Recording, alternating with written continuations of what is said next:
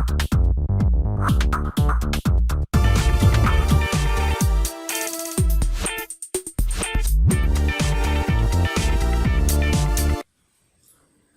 Students, welcome to अभ्यास tutorial YouTube channel. हम लोग यहाँ पर 12th के सिलेबस को कवर करेंगे। 12th के सिलेबस में हम लोग मेनली फिजिकल केमिस्ट्री के चैप्टर से स्टार्ट करने जा रहे हैं। इस चैप्टर को हम लोग board as well as competitive exam point of view से कवर करेंगे। तो आप लोगों से रिक्वेस्ट है कि लेक्चर को कवर करने के साथ साथ आप इसका नोट्स भी बनाते चलें। हम लोग स्टार्ट कर रहे हैं solution and it's colligative properties से। पहले देख लेते हैं इस चैप्टर में कौन कौन से टर्म हम लोग को कवर करना है। हम लोग स्टार्ट करेंगे कंसंट्रेशन टर्म से, जो कि आपने 11th में भी अच्छे से कवर किया होगा। लेकिन इस चैप्टर के पॉइंट ऑफ व्यू से मैं पहले क्लियर कर देता हूं कि कौन कौन से कंसंट्रेशन टर्म अच्छे से हम लोगों को कवर करना चाहिए। सबसे पहला हम लोग कवर करेंगे इसमें मोल फ्रैक्शन,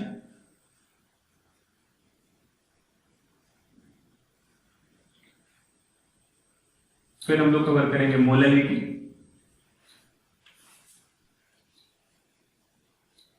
एंड मोलैरिटी।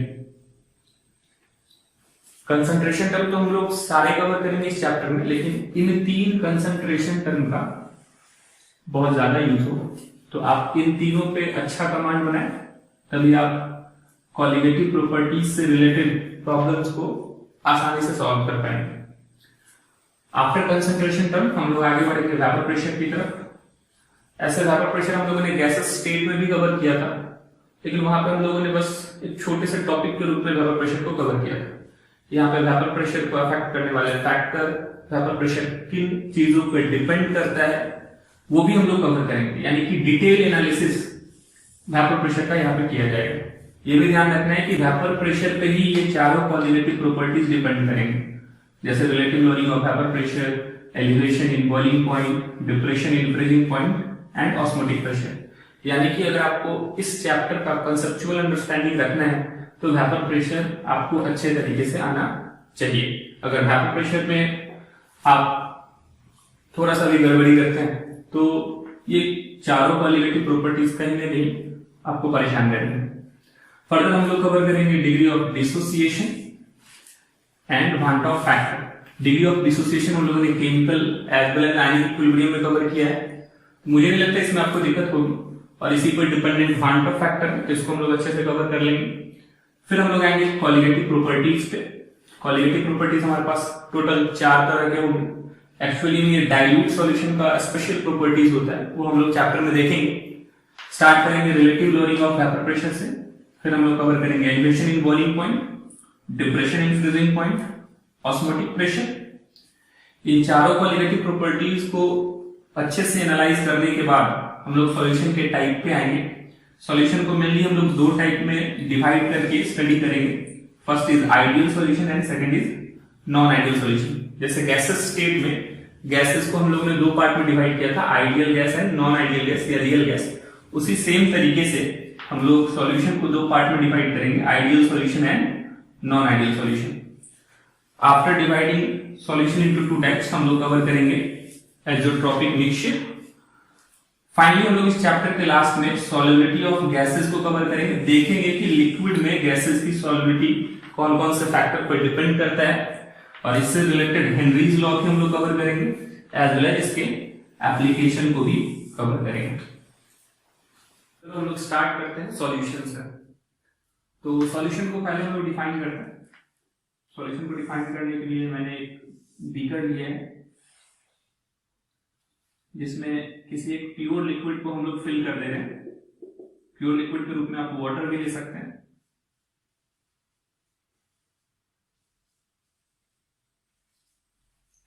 और इसमें कोई एक सब्सटेंस एज्यूम कर लेते हैं, सुगर को डिसॉल्व किया जाए। After dissolving the sugar in this pure liquid, आप इस प्योर लिक्विड को वाटर एज्यूम कर लो। After dissolving sugar in this pure liquid, अगर हम लोग इस सॉल्यूशन को डिफरेंट लेवल से टेस्ट करें, एज्यूम करते हैं कि अपर लेवल से हम लोगों ने टेस्ट किया, मिडिल लेवल से टेस्ट किया, as well as bottom level से टेस्ट करते हैं, तो हमको ये दिखता है कि इस सॉल्यूशन का स्वीटनेस सभी लेवल से सेम। इसका मतलब शुगर का पार्टिकल इस सॉल्यूशन में यूनिफॉर्मली रूप से डिस्ट्रीब्यूट हो चुका है। और जब दो सब्सटेंस का एक दूसरे में यूनिफॉर्म डिस्ट्रीब्यूशन हो तो उस तरह के मिक्सचर को हम लोग बोलते हैं होमोजेनस मिक्सचर। यानी कि सॉल्यूशन दो या दो से ज्यादा सब्सटेंसेस का एक होमोजेनस मिक्सचर है जिसमें प्रत्येक कंपोनेंट मिक्स होने के बाद अपना इंडिविजुअल आइडेंटिटी लॉस कर लेते हैं। जैसे शुगर के पॉइंट ऑफ व्यू से सोचे तो शुगर सॉलिड क्रिस्टल के रूप में था, डिसॉल्व होने के बाद ये अपने फेस को चेंज करके लिक्विड में कन्वर्ट हो जा रहा है। एज वेल एज वाटर के रिस्पेक्ट में सोचे तो वाटर टेस्टलेस होता है, लेकिन शुगर में डिसॉल्व होने के बाद इसमें स्वीटनेस आ जाता है। यानी कि दोनों कंपोनेंट को मिक्स करने के बाद प्रत्येक कंपोनेंट अपना इंडिविजुअल आइडेंटिटी लॉस कर ले रहा है। एज वेल एज अगर हम इन दोनों को फिर से सेपरेट करें तो सिंपल फिजिकल मेथड से इनको सेपरेट कर पाना पॉसिबल नहीं है। यानी कि हम कह सकते हैं solution is the homogeneous mixture of two और more substance in which individual component will lose their identity and they cannot be separated in pure form by simple method। जो सब्सटेंस डिसॉल्व होने का वर्क करेगा उसको हम लोग बोलेंगे solute. यानी कि सिंपल वे में आप कह सकते हैं the substance which is being dissolved is known as solute. और जिस मीडियम में हम लोग डिसोल्यूशन कराते हैं उसको हम लोग बोलेंगे सॉल्वेंट। तो यहाँ पे वाटर में हम लोगों ने शुगर को डिसॉल्व किया है तो वाटर हमारे लिए सॉल्वेंट की तरह वर्क करेगा और शुगर चूंकि डिसॉल्व हो रहा है तो ये हमारे लिए सॉल्यूट की तरह काम करेगा। यानी कि सॉल्यूशन जो है वो मिनिमम दो कंपोनेंट कंटेन करेगा, एक कंपोनेंट सॉल्यूट का और दूसरा कंपोनेंट जो होगा वो सॉल्वेंट का होगा। तो अगर हम लोग सॉल्यूट को डिफाइन करें तो सॉल्यूट को सिंपल वे में हम कह सकते हैं the substance which is being dissolved is known as solute. एक ऐसा सब्सटेंस जो डिसॉल्व होने का काम करता हो वो सॉल्यूट कहलाता है। जनरली सॉल्यूट जो है वो स्मॉलर क्वांटिटी में मौजूद होगा। यानी कि अगर हम लोग सॉल्यूशन को सॉल्यूट प्लस सॉल्वेंट के रूप में रिप्रेजेंट करते हैं तो सॉल्यूट जो होगा ये स्मॉलर क्वांटिटी में होगा और अगर हम लोग सॉल्वेंट की बात करें तो ये लार्जर क्वांटिटी में मौजूद होगा। This is presenting larger quantity.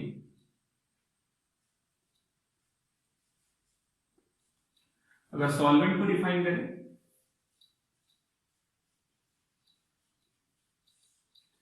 कह सकते हैं it is defined as the medium in which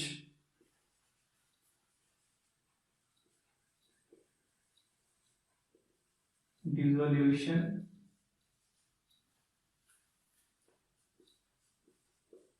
takes place। साथ ही साथ सॉल्वेंट जो है ये हमेशा लार्जर क्वांटिटी में प्रेजेंट होता है। Solvent is always present in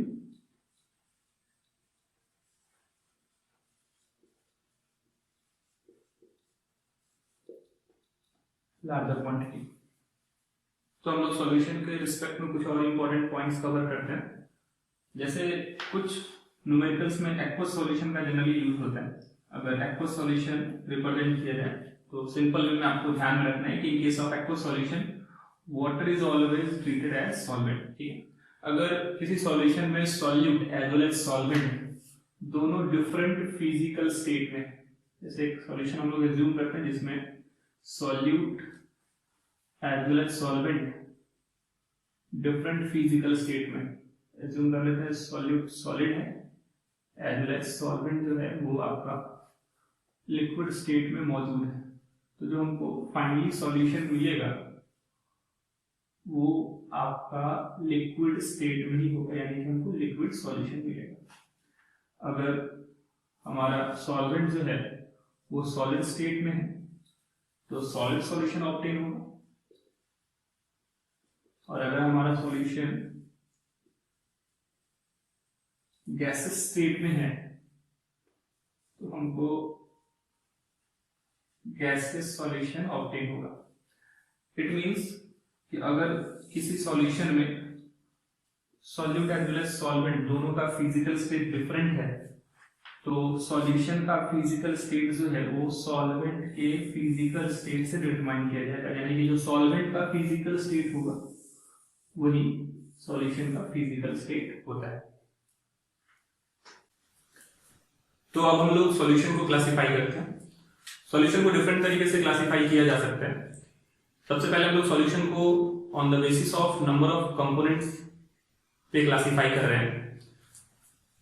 number of component के बेसिस पे हम लोग सॉल्यूशन को मेनली दो टाइप में डिवाइड कर सकते हैं। पहला binary solution and second one is polynary solution. एक ऐसा सॉल्यूशन जिसमें सिर्फ दो कंपोनेंट हो, एक कंपोनेंट सॉल्यूट का और एक कंपोनेंट सॉल्वेंट का, वो हमारे लिए बाइनरी सॉल्यूशन कहलाएगा। सिंपल वे में आप कह सकते हैं sugar dissolved in water is an example of binary solution. अगर नंबर ऑफ कंपोनेंट्स को इंक्रीज किया जाए, नंबर ऑफ कंपोनेंट्स 3 हो जाए तो टर्नरी सॉल्यूशन कहलाएगा। अगर नंबर ऑफ कंपोनेंट्स को 4 कर दिया जाए तो टेट्रानरी सॉल्यूशन हो जाएगा। इसी तरीके से पेंटानरी, हेक्सानरी सॉल्यूशन हम लोग प्रिपेयर कर सकते हैं। जैसे टर्नरी सॉल्यूशन के रूप में आप सोचे, अगर वाटर में sugar as well as salt dissolve कर दिया जाए तो डिसॉल्व होने वाले कंपोनेंट 2 हो जाएंगे और एक सॉल्वेंट का कंपोनेंट, तो टोटल नंबर ऑफ कंपोनेंट हो गए 3, यानी कि ये टर्नरी सॉल्यूशन कहलाएगा। ध्यान ये रखना है हमेशा सॉल्वेंट का कंपोनेंट एक ही होगा, सॉल्यूट के कंपोनेंट एक से ज्यादा हो सकते हैं।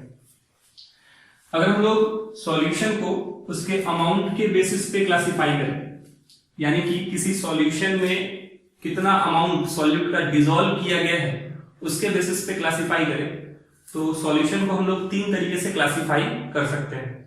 पहला unsaturated solution, second one is saturated solution and third one is super saturated solution. अगर अनसैचुरेटेड सॉल्यूशन के बारे में सोचे तो सिंपल वे में पहले आप ऐसे एज्यूम करो कि हम लोगों ने एक ग्लास में वाटर लिया है सॉल्वेंट के रूप में और उसमें शुगर डिसॉल्व कर रहे हैं।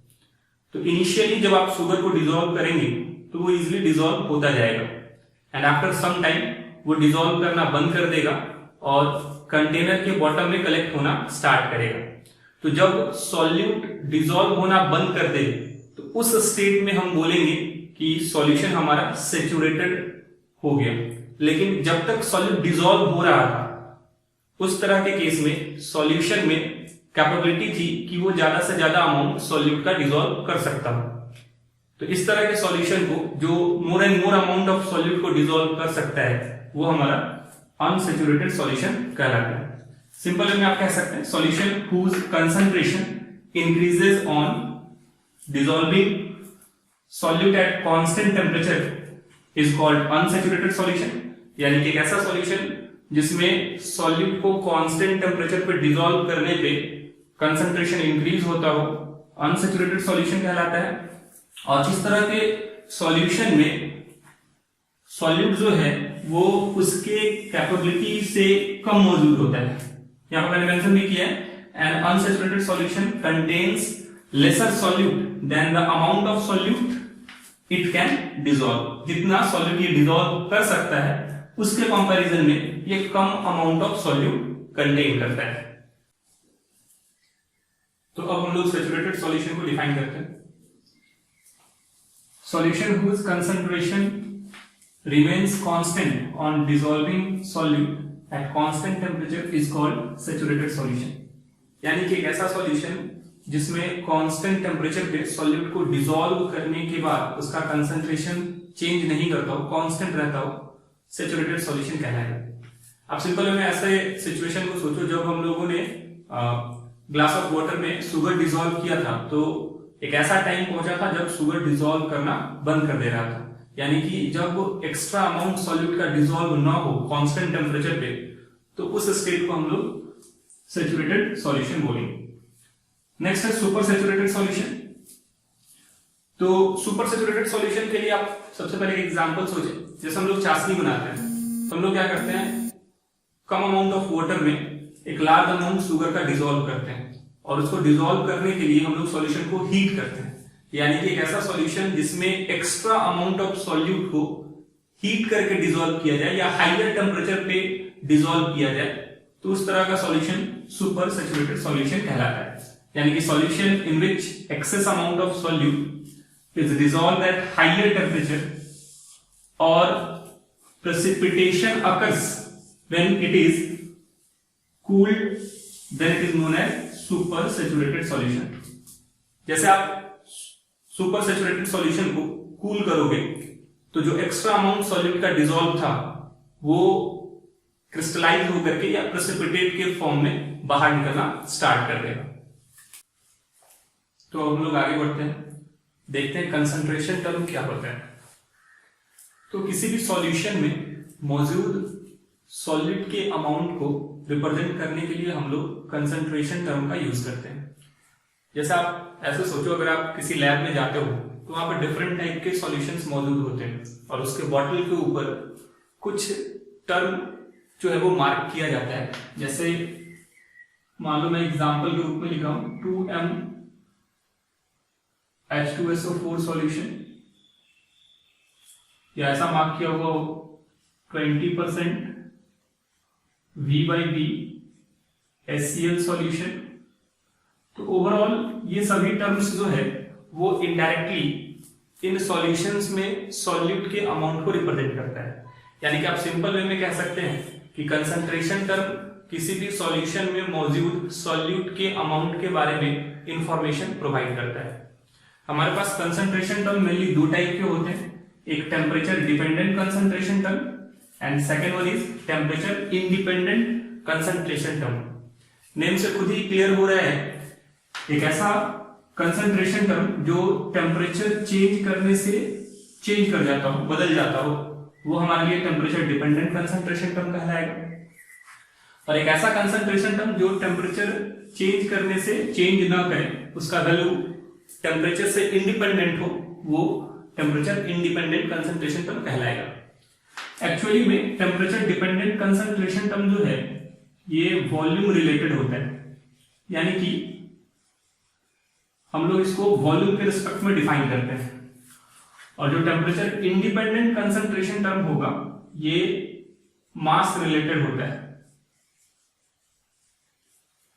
जैसे आप ऐसे सोचे कि हमारे पास एक बॉटल में वाटर मौजूद हो, अगर हम लोग उस वाटर को हीट करना स्टार्ट करें तो टेम्परेचर बढ़ने के साथ उस वाटर का वॉल्यूम जो है वो चेंज करेगा, लेकिन उसका मास चेंज नहीं करेगा। यानी कि टेम्परेचर बदलने से मेनली वॉल्यूम चेंज कर जाता है, लेकिन मास पे कोई चेंज नहीं आता।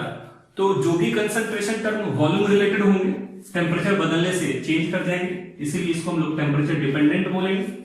और जो मास रिलेटेड होंगे वो टेम्परेचर बदलने से चेंज नहीं करेंगे और ये टेम्परेचर इंडिपेंडेंट कंसंट्रेशन टर्म कहलाएंगे। हमारे पास total 4 temperature dependent concentration term है, percentage by volume, percentage weight by volume, molarity, normality. Molarity को कैपिटल M से इंडिकेट कर रहे हैं, नॉर्मेलिटी को कैपिटल N से इंडिकेट कर रहे हैं। और टेम्परेचर इंडिपेंडेंट कंसंट्रेशन टर्म भी हमारे पास 4 है, percentage by mass, mole fraction, molarity and part per million. Mole fraction को कैपिटल X से इंडिकेट किया है, मोलैरिटी को स्मॉल m से इंडिकेट किया है। ये मोलैरिटी है और यहाँ पे हम लोगों ने मोलैरिटी को इंडिकेट किया। ध्यान रखना है, इन दोनों में कोई कंफ्यूजन नहीं होना चाहिए। Molarity is temperature dependent whereas molarity is temperature independent. Part per million को हम लोग ppm से इंडिकेट करेंगे। अगर आप लोग सोचे कि वॉल्यूम और मास को कैसे आपस में इंटरकनेक्ट किया जा सकता है, तो हमारे पास डेंसिटी एक ऐसा टर्म है जो वॉल्यूम और मास को आपस में कनेक्ट करता है। डेंसिटी इक्वल टू क्या होता है, मास बाई वॉल्यूम। तो अगर हम लोग किसी तरीके से वॉल्यूम को मास में कन्वर्ट कर दें तो टेम्परेचर डिपेंडेंट को टेम्परेचर इंडिपेंडेंट में कन्वर्ट किया जा सकता है। यानी कि हम लोग न्यूमेरिकल्स के दौरान ये देखेंगे कि कोई भी temperature dependent concentration term temperature independent concentration term में कन्वर्ट किया जा सकता है, प्रोवाइडेड हमको एक एक्स्ट्रा इंफॉर्मेशन पता हो। यानी कि सॉल्यूशन का डेंसिटी अगर हमको दे दिया जाए तो डेंसिटी के हेल्प से हम लोग किसी भी कंसंट्रेशन टर्म को जो टेम्परेचर डिपेंडेंट है टेम्परेचर इंडिपेंडेंट कंसंट्रेशन टर्म में कन्वर्ट कर सकते हैं।